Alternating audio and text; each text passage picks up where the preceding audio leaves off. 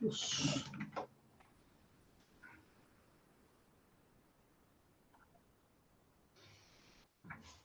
Parece que estamos. Estamos, parece que sí.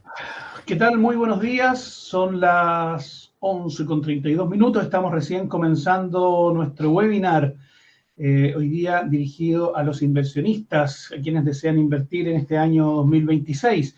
Partamos por una prueba de audio, por favor. Confírmenme si son tan amables, si me escuchan bien. Si nos ven bien también, estamos en un video en el borde superior ahí de la pantalla con una presentación que dice Webinar, Estrategias Esenciales para Invertir este 2026. Confírmenme si me escuchan y comenzamos enseguida nuestro seminario, nuestro webinar, nuestro seminario web. Ahí tenemos, ¿se escucha bien? Sí, todo bien. Mauricio, Abel, Michael, Juan Pablo, Enrique, Joana, Nora, se escucha, genial. Hernán,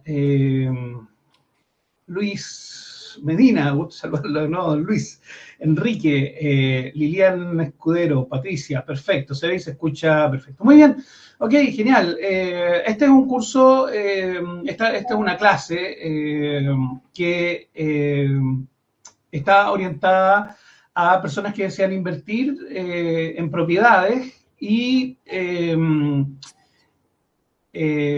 por lo tanto vamos a hablar en estos 45 minutos más o menos que dura esta charla acerca de 4 elementos fundamentales que tú como inversionista, ya sea que estés recién partiendo o que ya tengas algunas propiedades, necesitas analizar por tu cuenta. Más allá de que el vendedor, el broker o el asesor financiero o el asesor inmobiliario te diga, mira, haga esto, haga lo otro, hay cosas que indudablemente tienes que analizar tú, ¿sí? Cuéntenme entonces, por favor, quiénes nos acompañan hoy día aquí en la charla. Escríbanme ahí abajo, aquí inversionista, partiendo en las inversiones, broker inmobiliario, corredor, asesor. Escríbanme por favor ahí quiénes están en este momento conectados. Ya tenemos más de 100 personas sumándose, estamos recién compartiendo. Así es que llevamos unos 3 minutos de charla. Así es que escríbanme ahí por favor, aquí inversionista, recién partiendo, inversionista inmobiliario, corredor, aquí Jorge inversionista, corredor de propiedades en Villarrica, Puerto Montt, ahí asesor, los que tengan experiencia también, partiendo en las inversiones inmobiliarias, partiendo en inversiones en corretaje de propiedades, perfecto, corredora e inversionista y posible inversionista, Patricia. Comenzando como corredor, hola, asesor financiero, ok, inversionista, partiendo como inversionista, Michael también, genial, ingeniero en finanzas, encargado de gestión inmobiliaria extranjera, Marusela. Partiendo las inversiones, dice Francisco, Carlos Corredor, Fanny, corredor en Santiago, perfecto, inversionista recién partiendo, ojalá se pueda ver inversiones en Florida, Miami, Orlando. Jorge, no vamos a hablar de Estados Unidos, yo tengo experiencia en Estados Unidos invirtiendo, así es que si necesitas invertir en Estados Unidos me puedes escribir directamente a mí, ¿sí? Encantado de ayudarte. Ernestina, Cecilia, corretaje, broker también ahí, inversionista inmobiliaria, corredor. Genial, entonces en general, digamos, la convocatoria ha sido para personas que están en las inversiones inmobiliarias, están partiendo las inversiones y intermediarios en el corretaje, algunos brokers, asesores. Genial, sean todos muy bienvenidos. Bueno, en esta oportunidad hemos invitado a Nicolás Jagger. Nicolás Jagger es un experto en el tema de inversiones inmobiliarias, tiene 15 años de experiencia dirigiendo equipos de venta. Él es administrador de empresas, también ha vendido una cantidad de 1.500 bienes inmuebles en los últimos años, también es inversionista inmobiliario y músico. Bien, debía haber partido al revés. Músico primero, hacer todo lo demás. Así es que vamos a hacer una cosa, Nico. Yo te voy a dejar ahí con la charla. Ustedes, en la medida que Nicolás vaya haciendo su exposición, ustedes pueden ir haciendo preguntas y Nicolás nos vamos deteniendo. Yo me voy a salir de la camarita y te voy interrumpiendo ahí para hacerte las consultas correspondientes. ¿Te parece? Así es que, Excelente, muchas Daniel. gracias, Nicolás, bienvenido y adelante. Muchas gracias, Daniel, por la presentación y por el pase. Bueno, también darles la bienvenida a todos los presentes en este webinar que hoy día nos convoca justamente para ver las estrategias esenciales para invertir este 2026. Así que sean bienvenidos todos, inversionistas, también personas que vamos que probablemente también son del curso de broker inmobiliario que están tomando ahora con nosotros, o también algunos que ya tienen experiencia en corretaje. Bien. Este webinar, que tiene una duración de 45 minutos y vamos a tratar de, en este tiempo, alcanzar también a responder algunas preguntas, como decía Daniel, y también de pasar estos elementos que al menos yo los sintetizo en cuatro elementos que son los que yo veo en este caso más esenciales. Bien. Una de las cosas que pasa hoy día, que tiene que ver con el mercado actual, es que hoy día estamos gestionando de una manera muy diferente a lo que pasaba en los últimos 10 años con respecto a la compra de departamentos o lo que uno gestionaba con los bancos. ¿Qué quiero decir esto? Voy a tratar de decirlo muy rápidamente y en términos muy generales, entendiendo que hay elementos más particulares, pero desde la generalidad vamos a contemplar que en los últimos 10 años, el formato era, y de hecho más aún, si nosotros nos retrocedemos un poquito en el tiempo y volvemos a antes de la pandemia, ocurría que el formato era seleccionar o elegir alguna unidad que fuera de interés, después uno hablaba con el banco, una vez que uno hablaba con el banco, después uno podía comprar en formato de entrega en blanco, en verde, y entrega justamente a futuro. Hoy día eso ha cambiado bastante, principalmente por los movimientos económicos que hemos tenido y que justamente estos movimientos económicos articulan el que hoy día genera un grado de riesgo importante para el inversionista comprar una propiedad a futuro. Si es que yo tengo hoy día las condiciones para hacerlo, la idea justamente es propender a la compra de entrega inmediata. Y eso lo vamos a revisar ahora. Entonces, primero que todo, vamos a partir de atrás para adelante. Nosotros hoy día vamos a partir conversando con los bancos, viendo la alternativa con los bancos, y luego, cuando tenemos las aprobaciones y sabemos más o menos cuáles van a ser las condiciones del crédito, vamos a seleccionar la unidad que nos interesa. Bien, entonces, primero que todo, cuidado, y esto yo creo que muchos de los que están acá presentes lo van a saber, pero cuidado con todos los gurús que creen saber la receta del éxito en el tema inmobiliario. Hoy día las redes sociales está lleno de gente que habla justamente respecto a cómo se debería hacer las cosas, las 10 claves de justamente para poder invertir. Estos son los departamentos que son papita, que sí o sí te van a rentar muy bien. Y la verdad es que eso no puede estar más alejado de la realidad, porque ocurre que como toda inversión tiene un grado de riesgo, justamente la inversión inmobiliaria. Ha mostrado ser la inversión inmobiliaria muy buena en el tiempo, una alternativa bastante baja en riesgo, bastante buena en el sentido de la rentabilidad que da en el largo plazo, así como también la plusvalía que se va generando por el activo. De hecho, podríamos decir que dentro de toda la gama de alternativas que hay en el mercado financiero, distintos instrumentos financieros en los que yo podría invertir hoy día, es muy difícil competir con un activo como un departamento para inversión, una casa para inversión, dependiendo cuál sea el formato en el que se invierta. Es muy difícil competir no solamente por la rentabilidad en particular que puede dar el activo potencialmente o la plusvalía, sino que también ocurre que es bastante difícil poder competir por todos los beneficios tributarios que hay tanto como para persona natural como para empresa. Pero aún así, si yo no estudio bien el mercado, si yo no me asesoro bien, esto se puede transformar en un elemento de riesgo tremendo. ¿Ya? Yo le puedo sumar una serie de elementos que me generan un riesgo bastante alto dentro del esquema de inversión o las proyecciones que yo pueda realizar. Entonces, en ese sentido, primero el llamado es, la información hoy día más que nunca es de acceso público. Entonces cualquier persona puede buscar información con fuentes, puedes comparar, puedes contrastar alternativas, incluso es muy común que uno se reúne con un broker, después habla con otro, después uno habla con la inmobiliaria, o sea, incluso uno puede hablar con distintos actores y uno puede empezar de alguna manera como a evaluar los distintos enfoques y ver si son realistas o no. O sea, hay formas para yo poder detectar y poder justamente autocapacitarme, al menos en el mínimo viable, para yo entender qué es lo que voy a realizar como operación.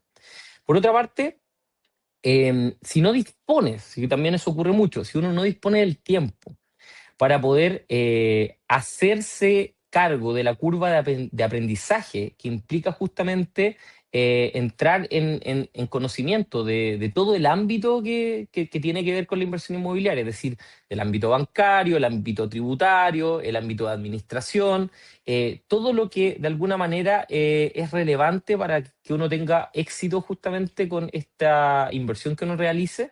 La verdad es que es mejor delegarlo a alguien que sepa. Y hay muchas empresas que uno puede ver el historial que tienen, si es que tienen casos de éxito o no, si tienen reclamos, si tienen justamente trayectorias, que finalmente si son empresas que de alguna manera están probadas en lo que hacen. Entonces, eso como introducción solamente.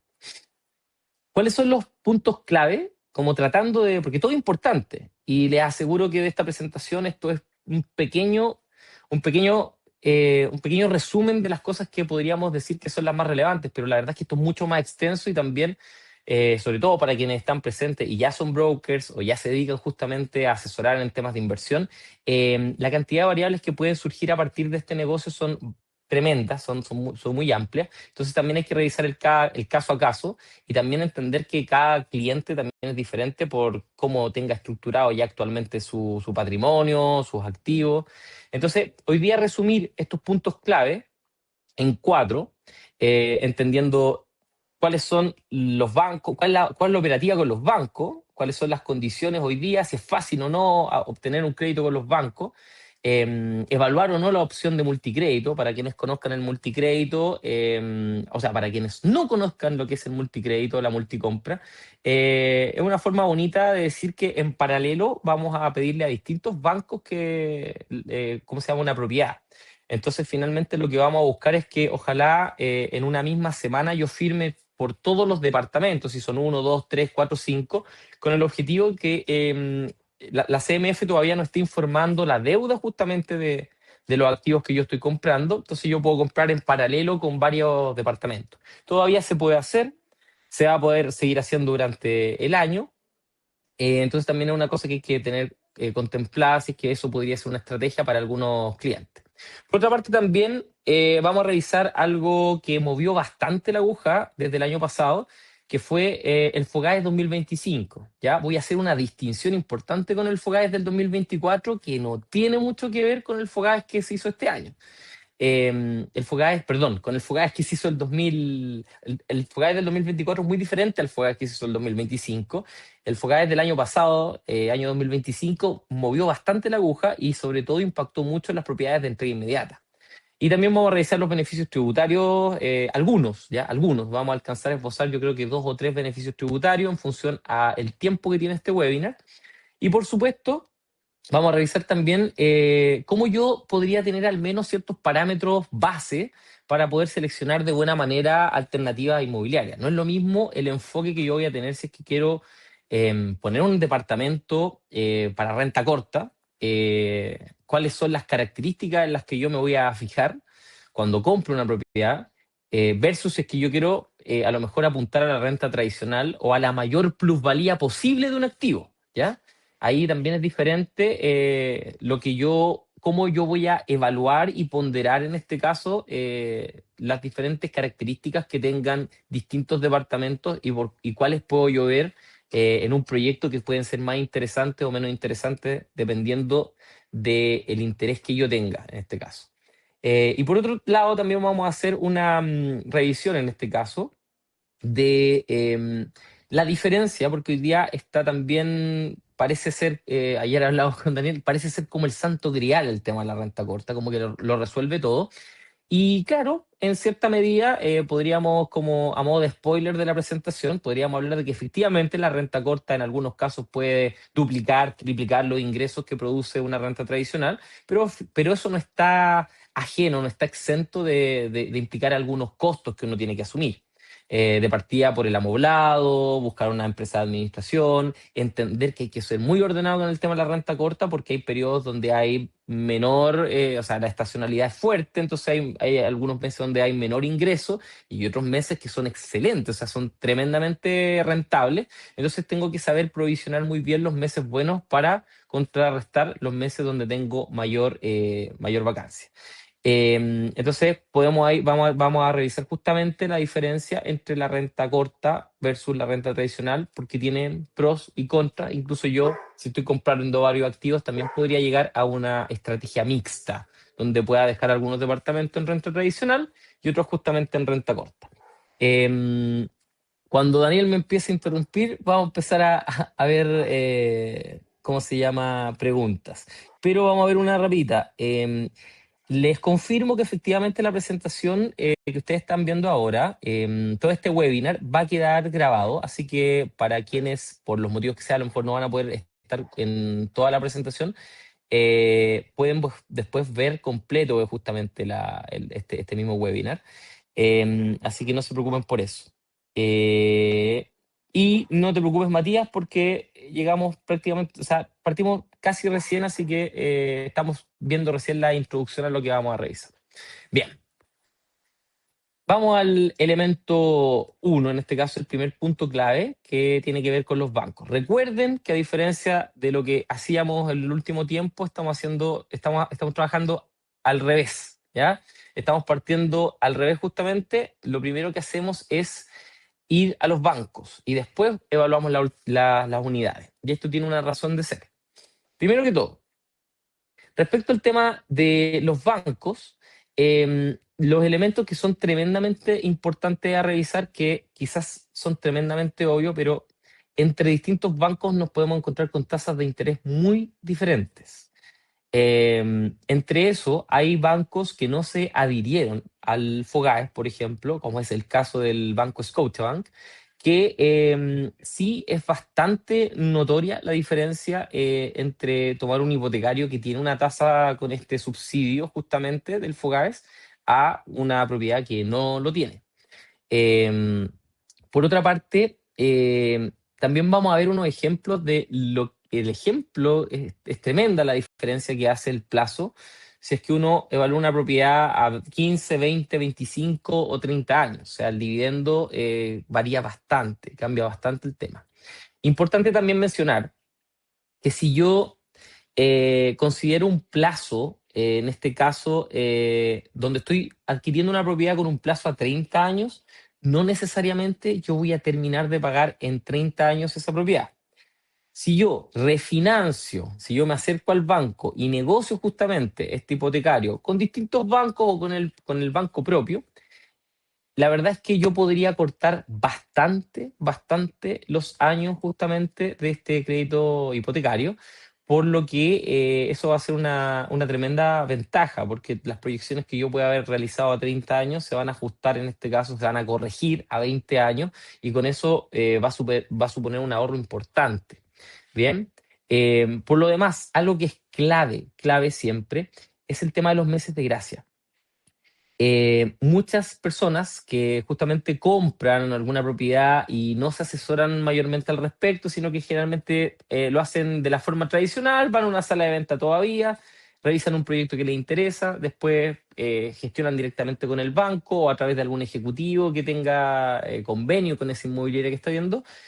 Muchas veces la gente no sabe que existen los meses de gracia. Y los meses de gracia, sobre todo hoy, por el valor de las propiedades, con las tasas de interés que han sido mejoradas bastante justamente gracias al FOGAES, pero justamente a razón de todos estos elementos es que yo hoy día tengo que considerar sí o sí meses de gracia, sobre todo si es que esta propiedad no es para mí, sino que esta propiedad tiene un objetivo que no es habitacional, no tiene un beneficio habitacional para mí directamente, sino que lo que voy a hacer es ponerlo en formato de renta, ya sea tradicional o renta corta. Es decir, estamos hablando justamente de una propiedad por inversión. Entonces, sí o sí tengo que contemplar meses de gracia, porque esos meses donde yo no esté pagando aún el dividendo, son meses donde yo puedo o bien habilitar el departamento y acondicionarlo para ponerlo en renta corta, si es que quisiera arrendarlo en este formato tipo Airbnb, Booking o directamente con alguna empresa que administre, que tenga distintas plataformas. Eh, o también este plazo me da tiempo para poder buscar con calma un buen arrendatario. Cuando estamos hablando de renta tradicional, me permite tener tiempo para buscar un buen arrendatario, que ese arrendatario efectivamente sea adecuado, porque si lo voy a tener un buen tiempo en el departamento, quiero saber que esa persona me va a pagar. Entonces necesito justamente evaluar muy bien y darme el tiempo de no elegir a la primera persona que llega a la propiedad. Entonces, los meses de gracia son bastante importantes. Si yo arrendé rápidamente en el primer mes o segundo mes y tengo 6 meses de gracia, que es el máximo que puede entregar el banco, o el máximo que al menos que hemos visto de meses de gracia, tengo una gran ventaja, porque todos los meses donde no estoy pagando dividendo, pero estoy percibiendo un arriendo, todo eso yo lo puedo provisionar y queda como un ahorro. Entonces, es clave este punto. Por otra parte, también es clave revisar el porcentaje de financiamiento, porque o sea, invertir de buena manera no solamente tiene que ver con esto que hablábamos muy al inicio de la presentación, que es cuidado con esto. Tengo 5 departamentos que son 5 proyectos que son una papita, son espectaculares, sí o sí todo resulta, todo funciona perfectamente. No solamente las características que tenga el proyecto donde uno vaya a comprar o donde uno vaya a asesorar a su cliente para comprar, van a hacer que esto sea un buen negocio. Por supuesto que estos elementos tienen que estar presentes y lo vamos a ver en un poquito más adelante en la presentación. Tienen que estar presentes estos elementos, pero principalmente el porcentaje de financiamiento va a ser clave si es que el cliente tiene ahorros o no tiene ahorros. Bien, si es que el porcentaje de financiamiento es el 80%, yo sé que el cliente va a tener que poner un 20%. Si es que la inmobiliaria, en este caso, puede, por así decirlo, a través del bono pie, que también para los que no saben qué es, vamos a revisar o también vamos a desmitificar un poco qué es el bono pie, para quienes a lo mejor tienen una idea no tan clara. Eh, el bono pie principalmente sirve para que la persona que no tenga ahorros, pueda comprar de igual forma. Entonces, el porcentaje de financiamiento que me otorgue el banco puede ser determinante para saber si es que ese banco me conviene para seguir o no. Bien, vamos a ver algunos ejemplos concretos, justamente respecto al tiempo. Aquí estamos viendo cómo se vería una proyección cuando una persona compra varios departamentos en paralelo. Nosotros podemos ver que en el caso del primer proyecto, si es que en algún punto alguien ve muy pequeña la presentación, desde el dispositivo que esté, ve muy pequeña la presentación, no se preocupen porque después esta presentación también va a quedar cargada, entonces van a poder hacerle zoom. Así que por ahora créanme los números que les estoy diciendo. En este caso acá se hizo la comparativa de 1, 2, 3, 4, 5 proyectos y finalmente hay una última línea que maneja los totales. Principalmente el ejemplo que se busca acá tiene que ver con establecer la diferencia o positiva o negativa o neutro que se puede producir entre el dividendo y el arriendo.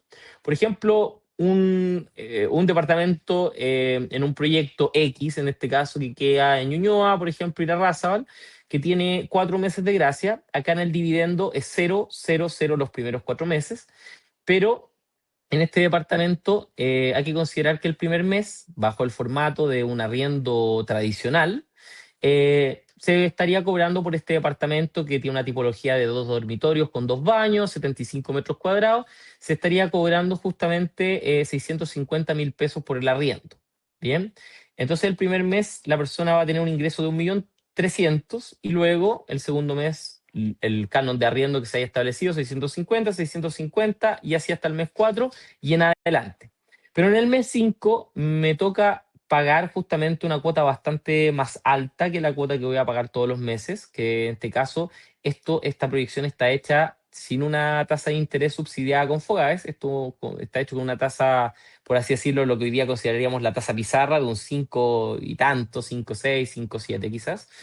Y aquí nos vamos a dar cuenta que el cliente en el mes 6 en adelante empieza a quedar con una diferencia negativa de 286.000 pesos. Y producto de los meses de gracia puede llegar hasta el mes 14, donde todavía no está poniendo dinero de su bolsillo, sino que recién en el mes 15 en adelante empieza a poner un monto que son estos 286.000 pesos. Aquí al cliente no le estamos ofreciendo que esté ganando un porcentaje, que esté ganando todos los meses un porcentaje, sino que muy por el contrario lo que se le está ofreciendo es que le estamos entregando una proyección negativa. ¿Ya? Le estamos entregando una proyección donde el cliente queda por debajo en 280.000 pesos. Entonces uno podría decir al cliente, oye, pero ¿cómo esto puede ser un buen negocio? Principalmente es bastante sencillo de analizar. Si este cliente quisiera comprar la misma propiedad, pero en 7 años más, pensemos que este cliente, bueno, en este ejemplo, el cliente no puso un peso de su bolsillo, excepto los gastos operacionales, por supuesto, pero en este ejemplo, el cliente financió su propiedad 100% entre que el banco lo financió al 90% y por otra parte, el bonopié que le dieron al cliente fue del 10%. Entonces, al haber un financiamiento al 90% de parte del banco, y el otro 10% haber estado respaldado a través de un documento por parte de la inmobiliaria que dice que la persona ya pagó este monto total. El cliente no tuvo que desembolsar ni el 10% equivalente al valor de la propiedad, ni tampoco el 20% equivalente al valor de la propiedad.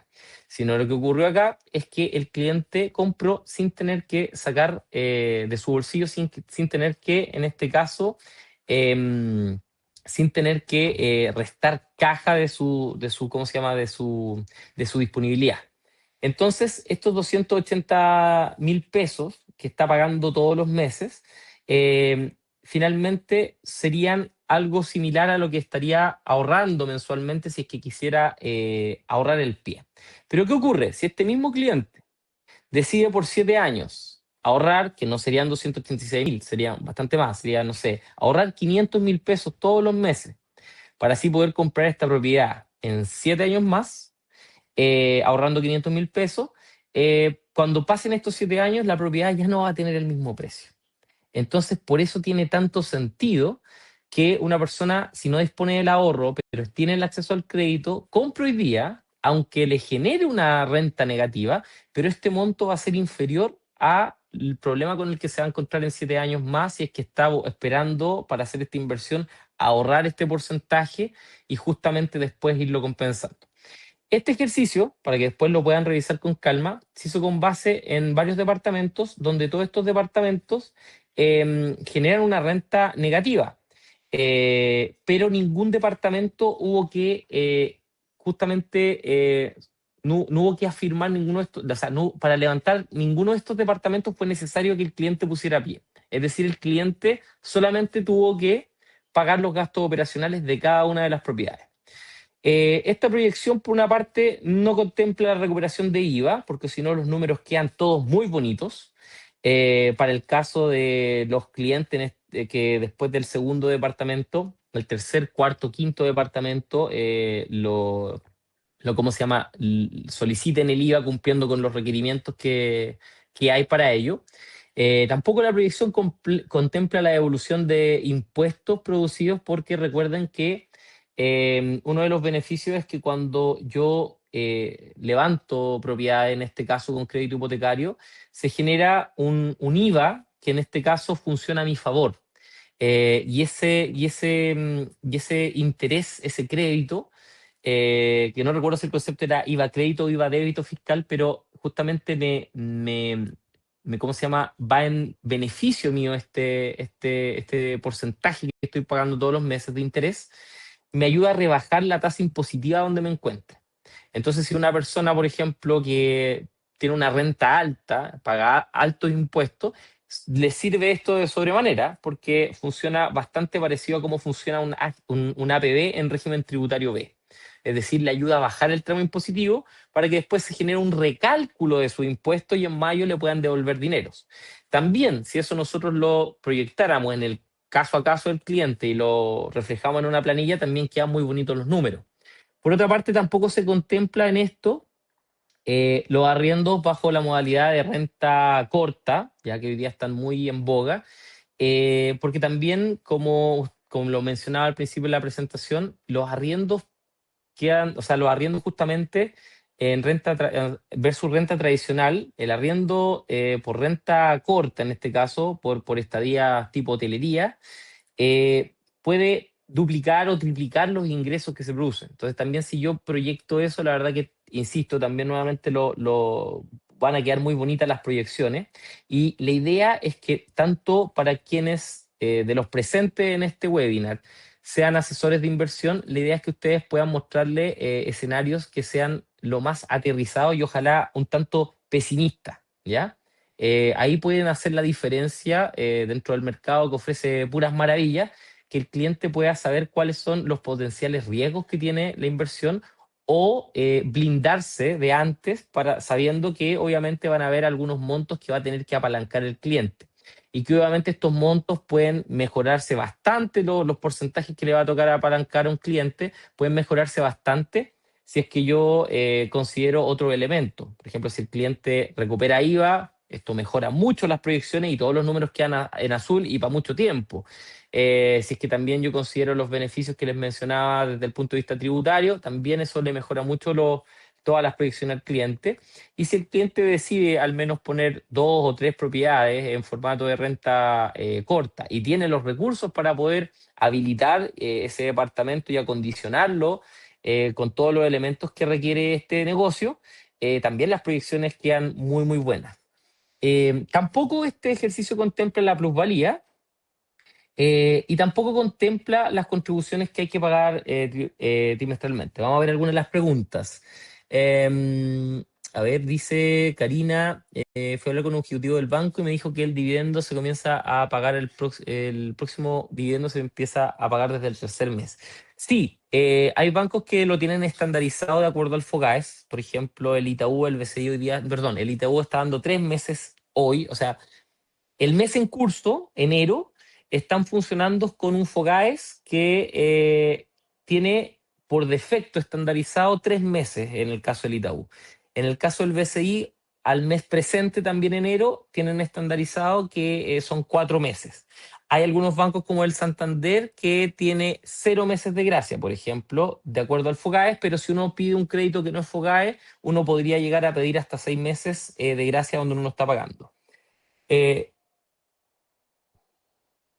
Sí, por ejemplo, lo que menciona Joel. Hoy día los bancos están bastante más restrictivos para otorgar créditos, pero al mismo tiempo que menciono que las políticas de crédito de los bancos se han encrudecido en los últimos años, sobre todo post estallido social, post pandemia, post efecto de la toma de decisiones para poder mitigar los efectos de la pandemia, entiéndase los efectos inflacionarios que dejó, las medidas que se tomaron en su minuto y todas las medidas para poder manejar la inflación que tomó el Banco Central y una serie de otros actores que justamente generan que las tasas de interés suban o bajen o otras condiciones o que el banco esté mucho más llano y disponible a entregar un financiamiento versus no sé, otros periodos donde hay menor riesgo, pero consideren que sí, las políticas de los bancos para otorgar créditos de largo plazo hoy día se encrudecieron bastante, es bastante más difícil. Pero al mismo tiempo mencionar que producto del subsidio a la tasa y haber bajado justamente no solamente la tasa producto del FOGAE, sino que también ha ido bajando la tasa de interés de los bancos, en general, incluso para las propiedades que no están con FOGAES, eh, eso nos ayuda bastante porque una tasa de interés más baja y más años que un banco esté disponible a dar permite quedar con un dividendo más bajo. El dividendo final que va a pagar el cliente es el elemento que finalmente, el elemento rector que, que dictamina si es que el cliente puede comprar o no, pensando en que si una persona gana X cantidad de dinero, si es que un dividendo queda sobre el porcentaje máximo en que un banco puede endeudar a un cliente, justamente eso se transforma en que el cliente obviamente no califica para la compra del departamento, y ahí la opción es que o ponga más pie, y si el cliente no tiene ahorro, derechamente queda fuera. Entonces, ¿qué quiero mencionar con esto? Si bien es cierto, en respuesta a la pregunta que aquí hacía, perdí ahí en el chat la pregunta, quién había hecho la pregunta, pero en respuesta a la pregunta que se había hecho respecto a si hoy día es más difícil conseguir un crédito hipotecario, efectivamente es más difícil. Las políticas de los bancos, las políticas crediticias se han encrudecido mucho más, y la verdad que son bastante los elementos que yo tengo que hacer y presentar a los bancos justamente para conseguir una aprobación. Estoy hablando por regla general. Yo sé que hay particularidades, pero esto al menos en términos generales. Pero al mismo tiempo, al ir bajando la tasa de interés, y sobre todo para propiedades inferiores a las 4.000 UF que estén dentro de la posibilidad de obtener un FOGAES, más personas hoy día están con la posibilidad de poder comprar una propiedad. Es decir, si antes abarcaba un radio tal que permitía que un porcentaje de la población X comprara o sea, que pudiera acceder a un crédito hipotecario, hoy día al bajar la tasa y por ende quedar un dividendo más bajo, son más las personas que con la misma renta que el año pasado, que el año 2024 con la misma renta no calificaban. O sea, desde el año pasado, 2025 a la fecha, las personas sí pueden calificar para comprar una propiedad por el porcentaje de endeudamiento que esto significa. Aquí hay otra consulta que dice, em,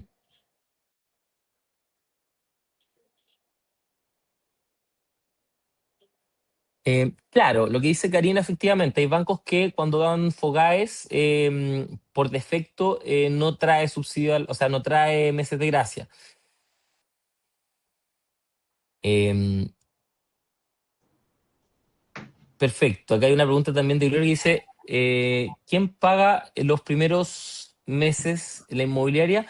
Hay algunas inmobiliarias que funcionan con este formato, pero la verdad es que es bastante poco eficiente desde el punto de vista financiero.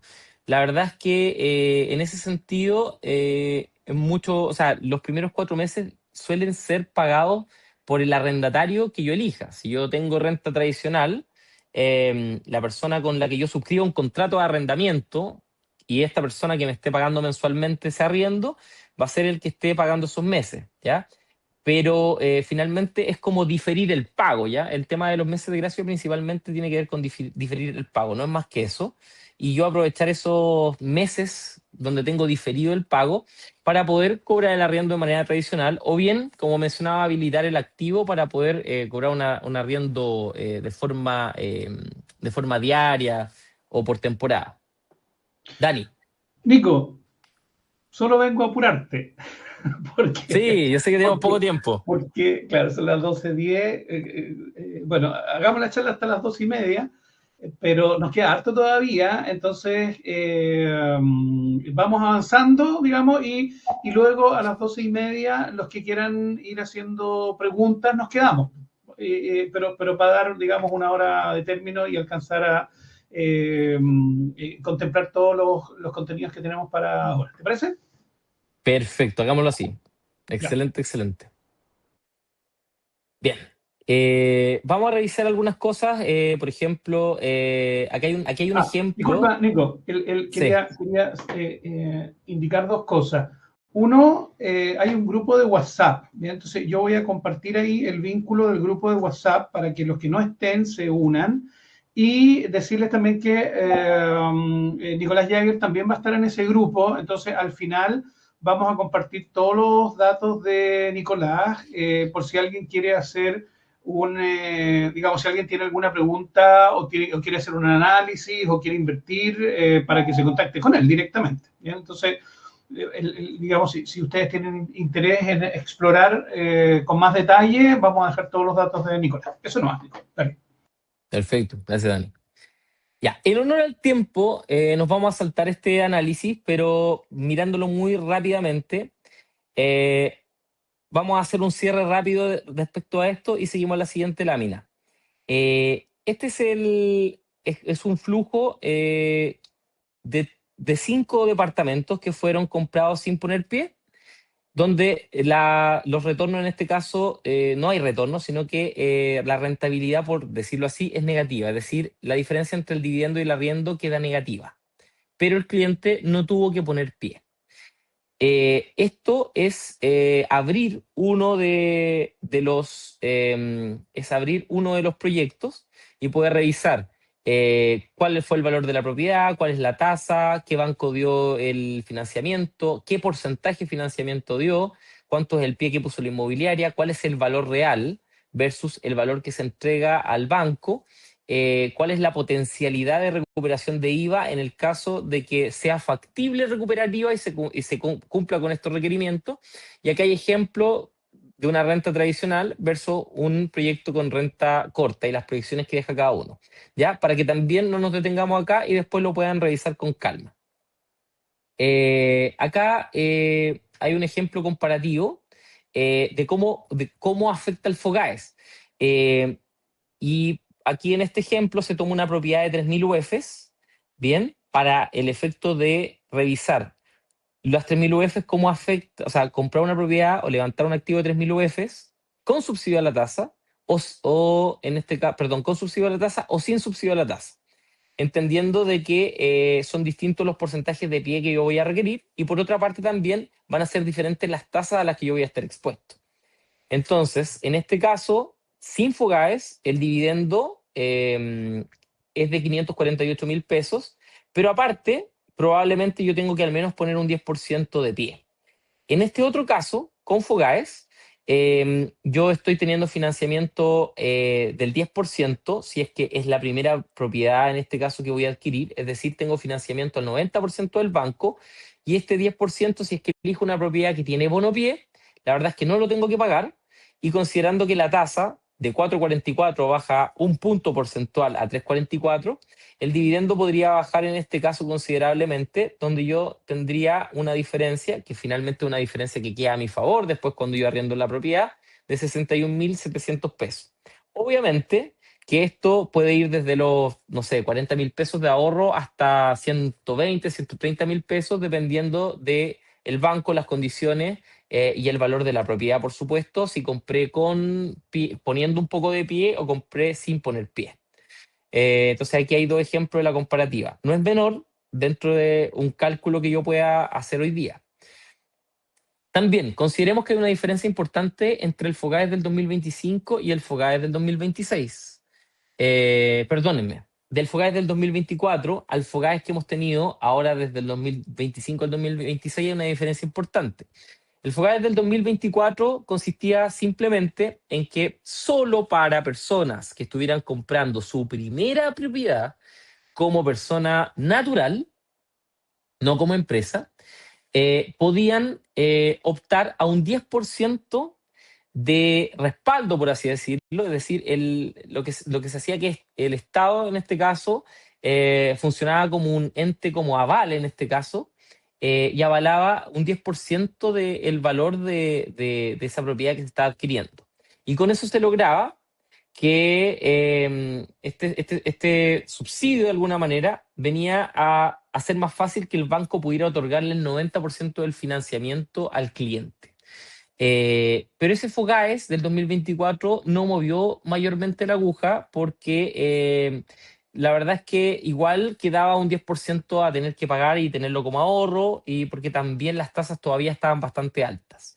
El FOGAES que comenzó a regir el 2025 y que tenemos vigencia hasta, si no me equivoco, mayo de este año, y que esperamos que ojalá se mantenga, o ojalá que eso se siga extendiendo. Son decisiones que se tienen que tomar, son decisiones a nivel gobierno que se tienen que tomar este año respecto al tema del FOGAES. Sí hizo la diferencia porque al bajar la tasa de interés y no tener como requerimiento que la persona que fuera a adquirir esta propiedad fuera su primera propiedad, sino que podía tener otros hipotecarios ya en paralelo, vigente, este FOGAES estaba dirigido a un porcentaje mucho mayor de la población.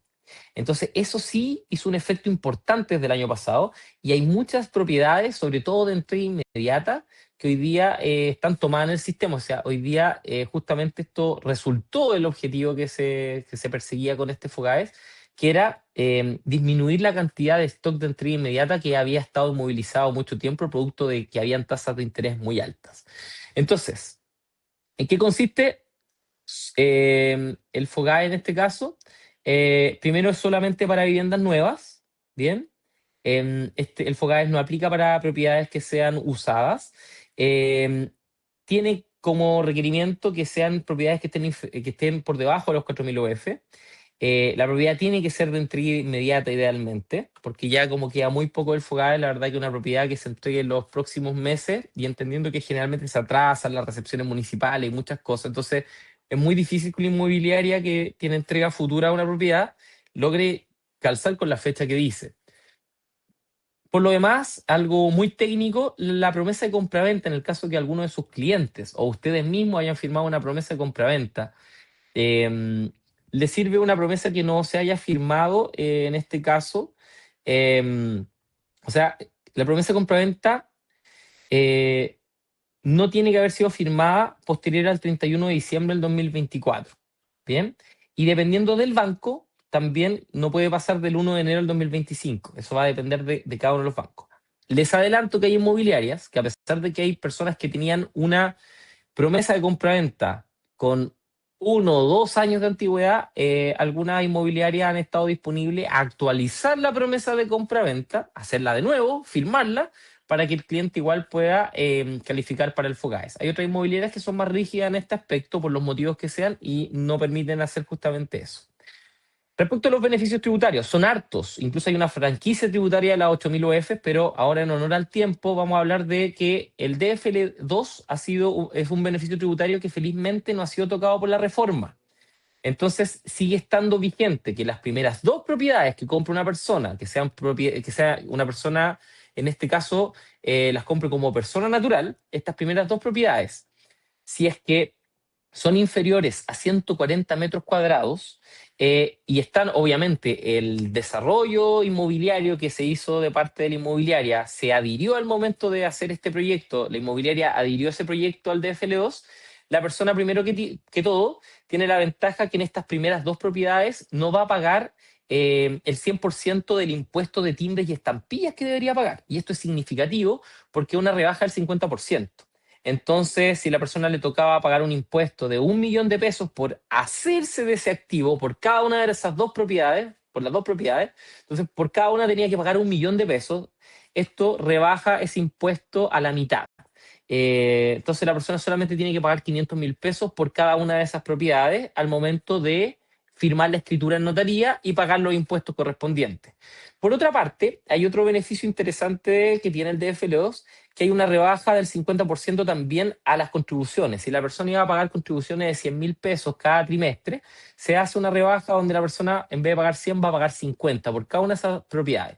Pero el beneficio donde reviste un mayor, donde reviste ¿cómo decirlo? Un aporte, pero muy, muy significativo, donde está la parte más esencial e importante del DFL2, es que independiente de lo que yo gane con esta propiedad, es decir, si es que yo por estas dos propiedades eh, genero un beneficio económico, es decir, estoy poniéndola en arriendo y estoy teniendo una ganancia, yo declaro esas ganancias formalmente en el formulario, en este caso, justamente yo declaro en el global complementario que efectivamente gané estos ingresos adicionales, y, y estos ingresos que yo estoy declarando no se suman justamente a mi base imponible, es decir, no me harían pagar más impuestos. O sea, si yo ya recibo una renta por liquidaciones de sueldo, porque estoy contratado de forma convencional, y recibo liquidaciones de sueldo por un monto X, ya eso de vez en cuando también recibo, o sea, emito boletas de honorario y tengo distintas fuentes de ingreso. Si es que yo llegara a generar, porque tengo muy bien administrados estos departamentos y todo, y para redondear la cifra, recibo 12 millones por cada uno de estos departamentos en un arriendo mensual, pero que finalmente anualizándolo, es decir, al año, yo estoy generando 12 millones de pesos por cada propiedad, es decir, 24 millones de pesos. Esos 24 millones de pesos no van a afectar mi global complementario directamente, sino que, claro, yo tengo la obligación como contribuyente de declarar esos dos primeros arriendos, pero a pesar de que yo los declaro, no afectan justamente mi base tributaria, es decir, no hacen que yo pague más. No es que el Servicio de Impuesto Interno vaya a considerar que yo, aparte de la renta que haya generado en el año, si fueron 30 millones de pesos, tengo que sumarle estos 24 millones de pesos más y finalmente mi tramo aumenta y por ende tengo que pagar más impuestos. Entonces, ese es uno de los beneficios tremendamente significativos, que es el no pago de impuestos por estas dos primeras propiedades. Y una vez que yo agoté ese beneficio, bueno, tiene muchas más aristas el DFL2, pero no vamos a alcanzar a verlo en esta pura presentación. Pero por otra parte, lo que es interesante es saber que después de que yo agoto los primeros, o sea, después de que yo agoto estos dos DFL2 que tengo como persona natural, desde la tercera propiedad en adelante y hasta el infinito, hasta lo que hemos visto ahora, yo puedo, de esta tercera propiedad en adelante, buscar cumplir con los requisitos, es decir, como empresario unipersonal, que la verdad que no reviste una complejidad mayor, y yo, la tercera propiedad en adelante, si cumplo con una serie de requisitos de amoblado, de que la propiedad sea nueva, que me la facturen justamente como empresario unipersonal al giro que corresponde, y cumplo con los requisitos propios de la fiscalización, potencialmente yo podría también pedir la devolución anticipada del IVA por esta propiedad. La devolución anticipada de IVA no es por el 19%, sino que es entre el 12 y el 16% del valor de la propiedad. O sea, para ocupar números redondos, si es que yo levanto una propiedad de 100 millones de pesos, yo podría recuperar entre 12 y 16 millones de pesos por esa propiedad. Esos recursos pasan directo, en este caso, a mi arcas, no vuelven a tributar porque es dinero que ya tributó una vez. Entonces, eso llega íntegro. Por supuesto que si esta gestión yo se la encargué a un contador, el contador puede ser que me cobre un porcentaje, un 10% sobre la recuperación contra el resultado, o puede cobrarme 1 millón de pesos, o hay distintas empresas. Hoy día está lleno de empresas que hacen justamente asesoran en la recuperación de IVA, y hay algunas que tienen estrategias para hacerlo más rápido o prometen al menos hacerlo más rápido. Siempre es importante mencionar que tanto si que ustedes están de cara a sus clientes asesorándolos en condición de asesor financiero o de inversionista inmobiliario, que ustedes entreguen los elementos necesarios para que entienda el cliente que esto es una potencialidad de recuperación, pero que ninguno de los cálculos que ustedes estén haciendo sirva como elemento, o sea, no tiene que basarse todos los cálculos financieros para una toma de decisión de que se vaya a recuperar IVA necesariamente. Si eso ocurre, es un plus y es un beneficio que mejora los números, pero no es un indicador que tiene que ser el indicador del que el cliente se tome para decidir si es que compra o no compra. Dani, dale más. Sí, mira, aquí me quiero detener un poquito en el 27 bis, porque, claro, es un incentivo al emprendedor, al inversionista, al dueño por comprar un activo. El fisco, en el fondo, te devuelve esa plata. Entonces, supongamos que yo me compro una propiedad por 100 millones de pesos. ¿Bien? Tengo que hacer inicio de actividades como empresario individual, por ejemplo, ¿cierto? Y después de unos meses que tenga la propiedad arrendada, puedo recuperar el IVA. ¿Cuánta plata exactamente me podría entrar? No exactamente, pero ¿cuánta plata me podría entrar, digamos? ¿Cuál es la relación de haberme comprado una propiedad por 100 millones de pesos? ¿Cuánto es más o menos lo que yo podría ingresar ahí a mi bolsillo 3 o 4 meses después? Bueno, en respuesta a tu pregunta, que el porcentaje de recuperación que yo puedo tener, en este caso si es una propiedad de 100 millones de pesos, va entre el 12 y el 16% del precio de la propiedad. Es decir, yo podría recuperar entre 12 y 16 millones. ¿De qué va a depender esto? Va a depender principalmente de cómo haya estructurado los costos cada inmobiliaria. Bien, porque dependiendo cuánto haya sido la ponderación en cuánto se haya ponderado el valor, por ejemplo, del terreno en el que se está De acuerdo. construyendo, cuánto haya sido la ponderación de, en este caso, la estructura, el desarrollo, en este caso, de construcción, dependiendo de cómo se haya estructurado esos costos, es cuánto yo podría recuperar. Y esto va, como menciono, entre el 12 y el 16%. Algo también importante, Daniel, respecto a este tema, es que siempre considerar la evolución de IVA como una potencialidad. Si bien es cierto, esto no es un fondo concursable, no es un subsidio, no es una ruleta, no es un concurso, por si es que me lo gano, sino que esto es una petición administrativa, es una solicitud administrativa que yo hago ante el Servicio de Impuesto Interno, que cualquier empresa puede hacerlo por cualquier activo de gran valor que sepa que no va a poder depreciar en un periodo, en este caso, en un solo periodo, en un año.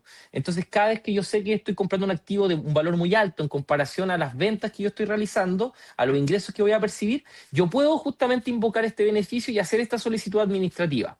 Pero en ningún caso un cliente tiene que hoy día simplemente comprar estos eslogan que son muy bonitos, de oye, te ayudamos, o sea, sí o sí se puede recuperar el tema del IVA, sí, sí o sí se puede recuperar, pero no quiere decir que la persona sí o sí lo vaya a recuperar, o sea, esto tiene igual una serie de elementos por los que yo tengo que pasar y asegurarme de que yo realmente vaya a poder recuperar el IVA, y eso se lo tengo que encomendar esa misión a una persona especialista, o bien yo también capacitarme lo suficiente para poder saber cuáles son las cosas que tengo que presentar. Entonces, en respuesta a tu pregunta, Dani, se puede recuperar entre 12 millones a 16 millones de pesos si es que estoy En mi ejemplo de considerando los un 100 millones. ejercicio Ya. los 100 millones, y también considerar que esta recuperación no es de un mes para otro. Es decir, hay veces que si es que me toca un fiscalizador mucho más estricto y riguroso, a lo mejor no recupero en 3 meses el IVA, me demoro 6 o puede ser un año. Entonces, por eso también es súper importante que en todas las proyecciones que se hagan, bajar justamente los escenarios para contemplar esas posibles cosas que pueden ocurrir. Ya, o sea, pero digamos, si hago todo bien, arriendo la propiedad, tengo toda la contabilidad impecable, me compro la propiedad por 100 millones de pesos y podría en 3, 4, 5 meses tener de vuelta 10, 12, 15 millones de pesos de vuelta en mi bolsillo, ¿cierto? Eso es Exacto. básicamente el tema de la recuperación de IVA. En Ya. el ideal de los casos tendría que ser así. Ok, perfecto. Mira, hay unas preguntas respecto a eso para que avancemos a la siguiente. Dice Joel, dice Antonio, cuando venda el departamento hay que devolver esa plata. En realidad, Antonio, cuando tú vendes activo fijo, la regla es muy sencilla. Si la compraste con IVA, la vendes con IVA. Si el activo fijo lo compraste sin IVA, lo vendes sin IVA.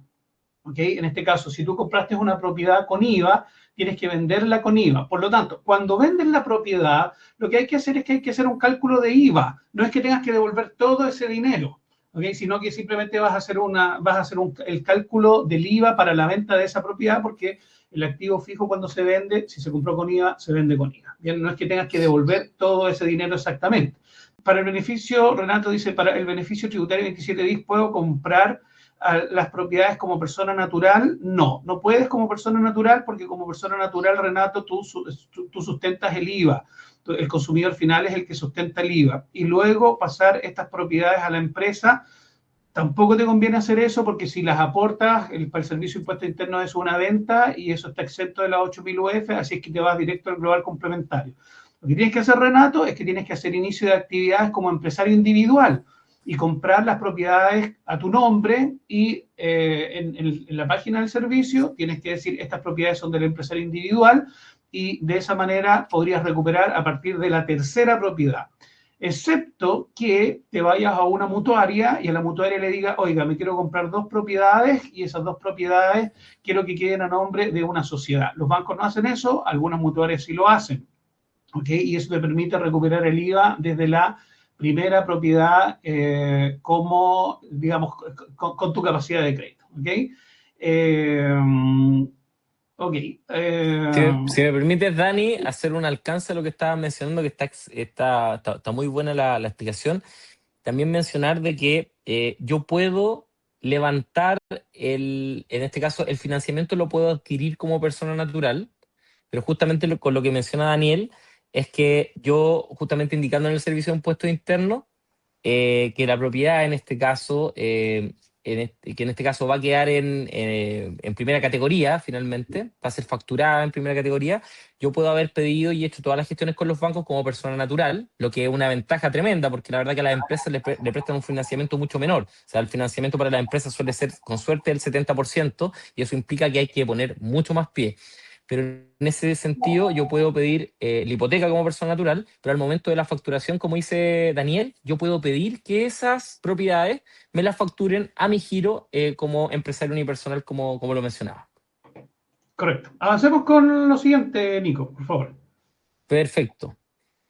Selección de alternativas. Esto también es súper relevante, de hecho también es medular, porque yo creo que de esto es lo que hay más conocimiento.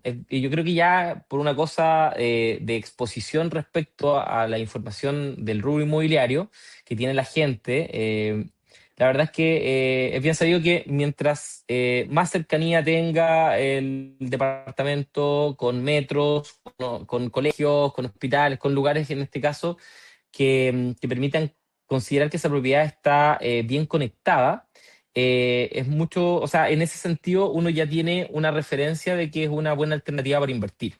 Entonces, una de las preguntas que suelen hacerse es como, ¿por qué partir en la región metropolitana?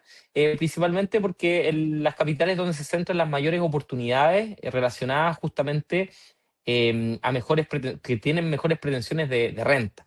Entonces, incluso durante las crisis, lo que hace la gente es trasladarse a la capital, en este caso a las capitales de distintas partes de la región, del país. La gente se traslada justamente a las capitales en búsqueda de mejores trabajos, de mejores oportunidades laborales.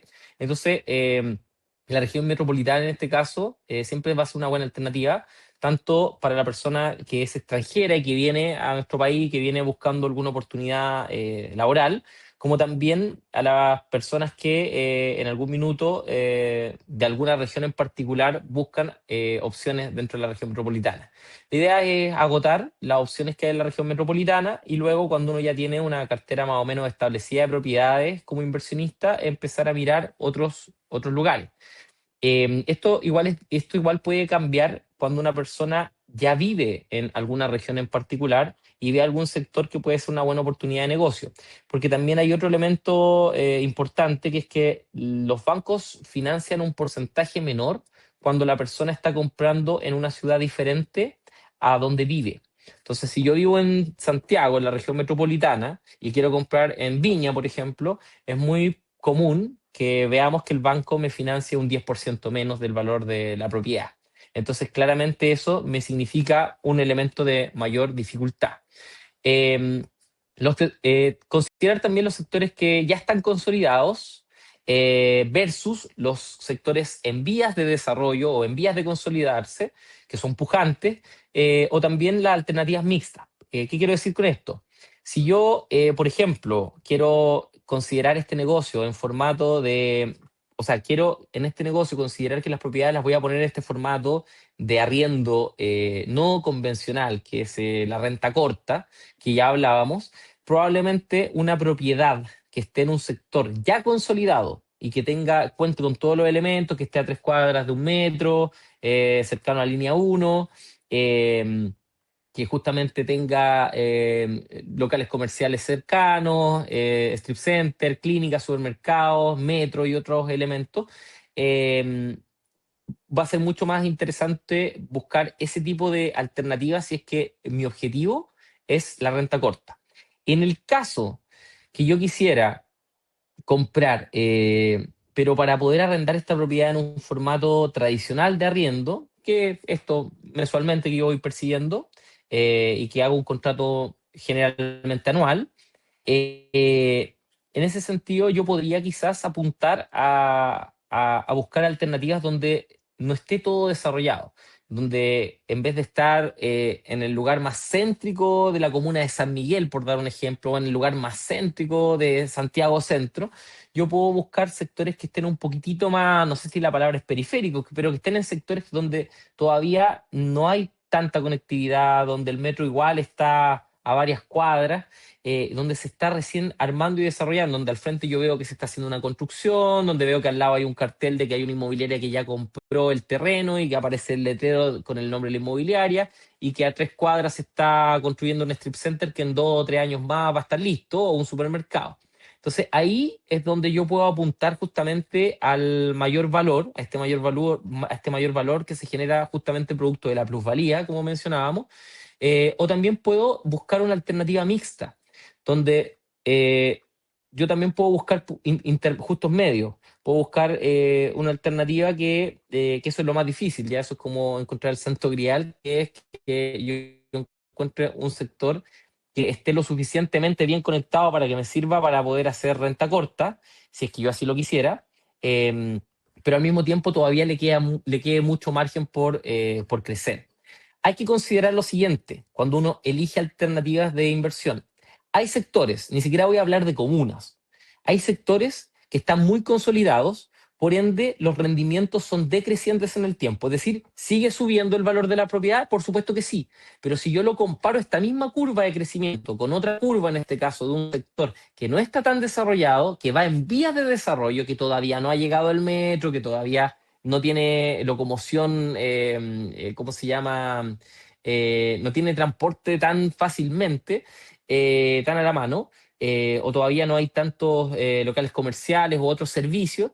Yo obviamente voy a tener una curva mucho más alta, mucho más creciente. O sea, es donde ahí puedo apuntar a la mayor plusvalía.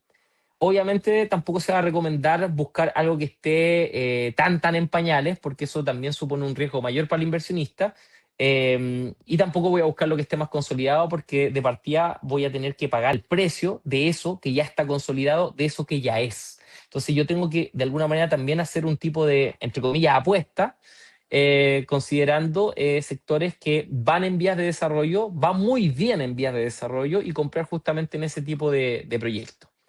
Eh, ¿Qué más importante respecto a esto? Muy relevante el reglamento de copropiedad que permita la renta corta.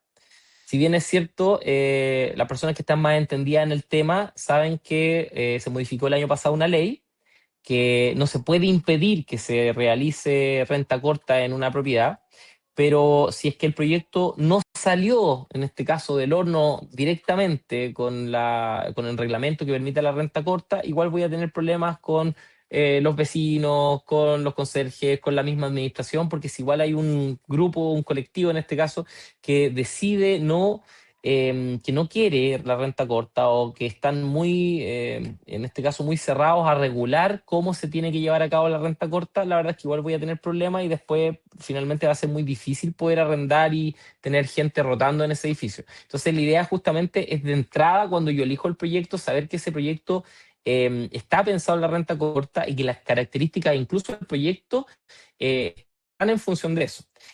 Son cosas que a lo mejor no tengo que considerar, y que estoy propendiendo a la renta tradicional.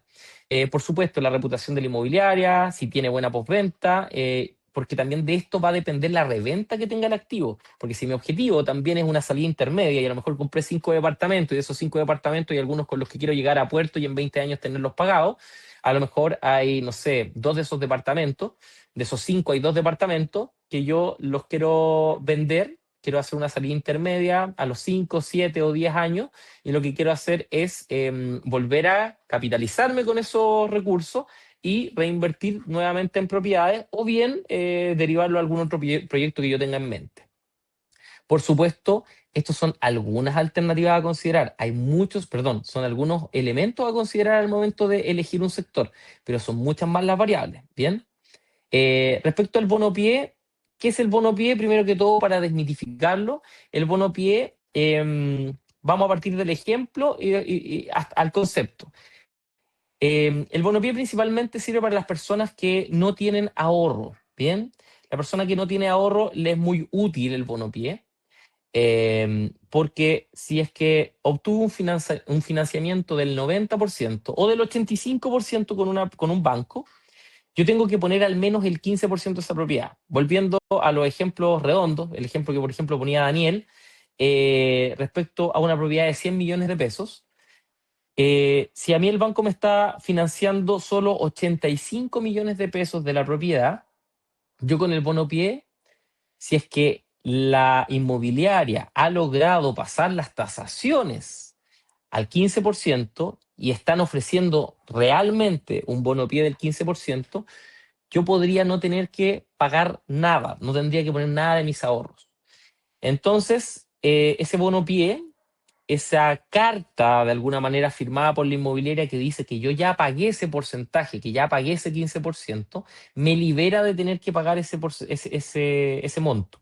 Tampoco es que yo se lo vaya a pagar a la inmobiliaria. Yo sé que hay personas que a lo mejor acá, dentro de este webinar, ya saben lo que es el bono pie, saben cómo funciona, pero muchas veces me ha llegado la pregunta que es, chuta ya, ¿y ese 15% que yo no pago, después yo se lo quedo pagando a la inmobiliaria? No. Lo que ocurre es que la inmobiliaria te da como por pagado ese monto y tú simplemente llevas toda la deuda al banco. O sea, finalmente es un financiamiento del 100% con el banco. Solo que el banco, entre comillas, también no se entera porque el banco sabe de la existencia del bonopié y sabe que esto se usa mucho en la industria. El bonopié es una figura de sobreescrituración de la propiedad. Si es que a mí me permite la tasación poder subirle un poquito al valor al que yo voy a vender la propiedad, se puede hacer bonopié. Entonces, cuando la inmobiliaria dice, yo no tengo problema en recaudar el 85% del valor de esta propiedad y el valor de mercado me da para poder llegar hasta vender esta propiedad en 100 millones de pesos, entonces se puede hacer bonopié en ese caso y cuando obviamente está validado correctamente con una tasación que respalde eso. Si la tasación no da, independiente que la inmobiliaria esté ofreciendo un bono pie de un 10, un 15 o hasta un 20%, no hay negocio. Entonces eso es importante mencionarlo. Y por último, si es que yo hago la comparativa entre utilizar el bono pie o esperar 7 años para ahorrar yo mismo los montos, el bono pie siempre va a significar un monto menor a pagar. Que incluso también el riesgo de que yo en 7 años más, mientras estoy ahorrando, me enferme y después el seguro de desgravamen no lo paso, en este caso no paso la declaración de salud, no paso justamente y no puedo obtener el seguro de desgravamen para comprar la propiedad. Entonces quedo afuera de la posibilidad de comprar a través de un hipotecario. Puede ocurrir que en 7 años más cambien mis condiciones financieras, tuve que endeudarme o también pueden subir las propiedades al punto que yo también quede fuera por relación renta. Entonces, son bastantes los riesgos que supone hacerlo en 7 años más, entonces mejor trasladar hoy día eso al presente, concretar la operación y finalmente pagar esas diferencias que se pueden producir producto de haber hecho bono pie. Obviamente, mientras mayor es el porcentaje de pie que yo pudiera llegar a poner, si es que tengo ahorro, o sea, si es que yo soy el caso puntual de la persona que tiene 20 o 30 millones de pesos para poner de pie, puede ponerlos y eso obviamente va a hacer que el dividendo con el arriendo en una primera instancia se netee, o si yo pongo más porcentaje de pie, incluso puede quedar con un saldo positivo en este caso mensualmente. La diferencia entre la renta corta y la renta tradicional principalmente es que en el caso de la renta corta, como les mencionaba al principio, puede en algunos casos duplicarse o triplicarse el ingreso que uno puede generar a través de este formato. Sí o sí tengo que considerar que el edificio cuente con el reglamento apropiado para poder realizar esto. Tengo que considerar que hay elementos claves que son la ubicación. Aquí sí es muy relevante la ubicación y el desarrollo que tenga el sector. A diferencia de que hay algunos inversionistas que le hacen un poquito el quite al centro de Santiago, acá es muy interesante para este tipo de formato de renta corta elegir como alternativa el centro de Santiago, principalmente por los sectores, por los lugares patrimoniales, por los sectores de interés turístico y principalmente por la conectividad que puedo tener rápidamente con línea uno, que me permite desplazarme fácilmente si es que soy turista. Y el razonamiento principalmente es como cuando uno va de viaje a otro país y uno dice, chuta, quiero conocer este lugar, entonces quiero estar en el sector más céntrico del lugar para desde ahí desplazarme con facilidad y poder conocer las cosas que son de mi interés. Por otra parte, hay algunos beneficios de este formato que a pesar de lo que uno cree, hay un menor deterioro del inmueble, hay mayor cuidado porque la mayoría de este tipo de formatos de renta corta se hacen a través de plataformas digitales como Airbnb, por ejemplo, o Booking, donde existe mayor o menor, dependiendo de la plataforma que uno utilice, mayor o menor control en este caso, y un sistema de calificaciones tanto a la persona que está poniendo a disposición el inmueble, como también la persona que está arrendando. Entonces me permite también filtrar un poco quién va a arrendar mi propiedad, en qué condiciones la va a utilizar, para qué la va a utilizar, y yo puedo crear una serie de puedo crear una serie de filtros también para asegurarme de que mi propiedad se mantenga mejor. Hemos visto que hay gente que ha pasado a la renta corta, de un formato de renta tradicional, ha pasado a la renta corta justamente porque se cansó que le devolvieran el departamento, la casa o el inmueble que sea, en condiciones que finalmente la garantía no alcanza a cubrir, y cada vez la garantía hay que ponerla más grande y cada vez hay que invertir más para poder mantener ese espacio. Entonces, tiene sus ventajas la renta corta, principalmente tiene que ver con elementos financieros, pero también tiene sus requisitos, que es que yo tengo primero que todo que poder financiar el acondicionar y amoblar ese espacio. En el caso de la renta tradicional que ya todos conocemos, hay una predictibilidad del arriendo que es mensual. Entonces yo sé que todos los meses voy a ir recibiendo un monto, hago un contrato por el año. Si la persona durante ese año ha funcionado bien, probablemente voy a extender ese contrato.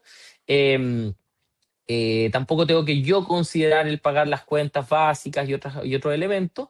Y justamente acá puedo optar por distintas alternativas. No necesariamente tengo que buscar estar en un lugar donde esté todo desarrollado, sino que también podría buscar sectores que todavía no estén con tantos servicios y tantos elementos que también aumentan muchas veces el costo.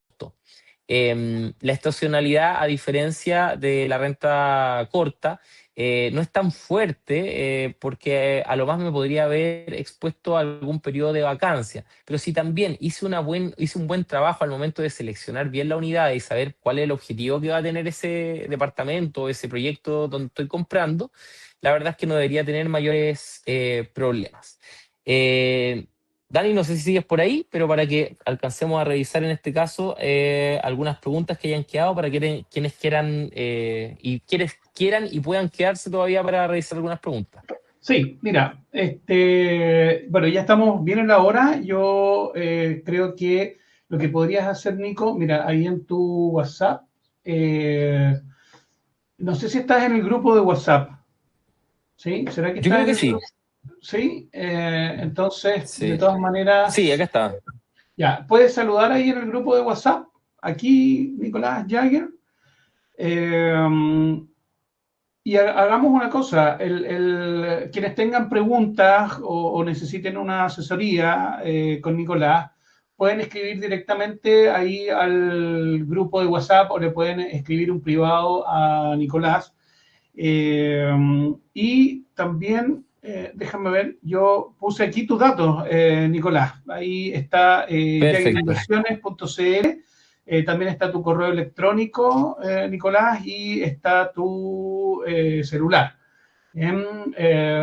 Entonces, en honor al tiempo, que nos pasamos como un poquito, en honor al Bastante, tiempo, sí. dejemos, digamos, las preguntas y las consultas directas, dejémoselas a Nicolás, que es el experto, y ahí en el mismo grupo de WhatsApp, digamos, queda disponible. Excelente. Entonces, nada, despedirnos de todos y darle las gracias por su participación en este webinar y dudas y consultas ahí con Nicolás. ¿Les parece? Perfecto. Bien, Que estén muy despedimos bien. entonces. Gracias por la Nicolás, muchas participación. gracias y a ver si nos vemos en marzo ahí y hacemos otra charla. Bueno, Excelente, hagamos eso. ya, genial. Hasta luego, que estén Adiós. bien. Chao, chao.